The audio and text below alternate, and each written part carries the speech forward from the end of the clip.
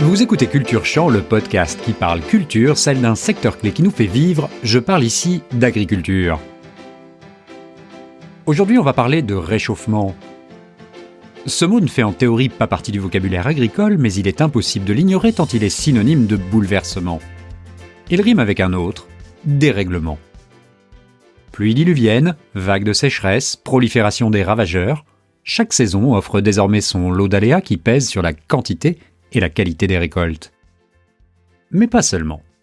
Si les terres et les cultures souffrent, la trésorerie des agriculteurs et des éleveurs également.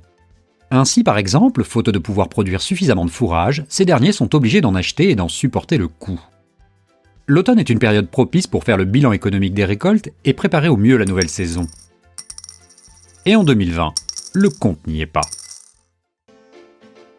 Les analyses de ces successions d'événements extrêmes pointent toutes vers un seul responsable, le réchauffement climatique. Le discours des experts n'incite guère à l'optimisme. L'inattendu va devenir le nouveau normal, c'est-à-dire un cauchemar agricultural. Alors bien sûr, tout cela pourrait sembler paradoxal car on sait bien que l'agriculture, au même titre que le secteur des transports ou du bâtiment, a sa part de responsabilité dans ce phénomène de réchauffement à cause des émissions de gaz à effet de serre.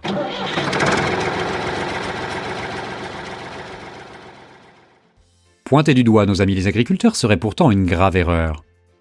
Pourquoi ? Parce que les activités agricoles contribuent aussi activement à limiter l'impact du réchauffement. Je m'explique. Grâce à la photosynthèse, les cultures absorbent du CO2, c'est notamment le cas du maïs dont nous avons déjà parlé dans l'épisode numéro 4. Concrètement, ça signifie que tous nos champs et nos vignes agissent comme des puits de carbone. Plus on couvre les sols avec des cultures, plus ils s'enrichissent en matière organique et donc en carbone. En favorisant le couvert végétal, on peut ainsi compenser la concentration de CO2 dans l'atmosphère liée aux activités humaines.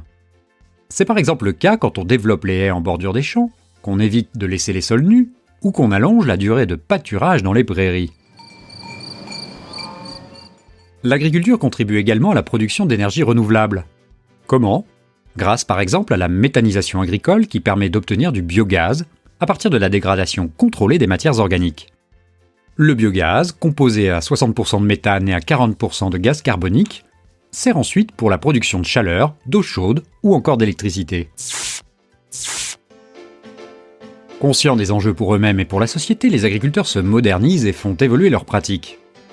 Ils s'efforcent par exemple de diminuer l'usage des produits phytosanitaires sur les parcelles, grâce à l'implantation de couverts végétaux, pour lutter naturellement contre le développement des mauvaises herbes. Moins de traitement, c'est moins de tracteurs, donc moins de consommation d'essence et d'émissions de gaz polluants. Ainsi, tout en diminuant la pression de leurs activités sur l'environnement, ils tentent aussi de diminuer la pression sur leur trésorerie. La transition est en cours, mais l'équation reste complexe et coûteuse. La lutte contre le réchauffement, c'est une affaire de temps. D'une part, celui nécessaire pour s'adapter et se transformer, et d'autre part, celui qu'il fait, en espérant qu'il reste clément. Voilà, c'est tout pour aujourd'hui. Culture Champ est un podcast à vocation ludique et pédagogique sur l'agriculture. À travers nos mots, nous espérons vous aider à mieux comprendre les réalités de ce secteur vital pour notre économie, notre santé et notre assiette.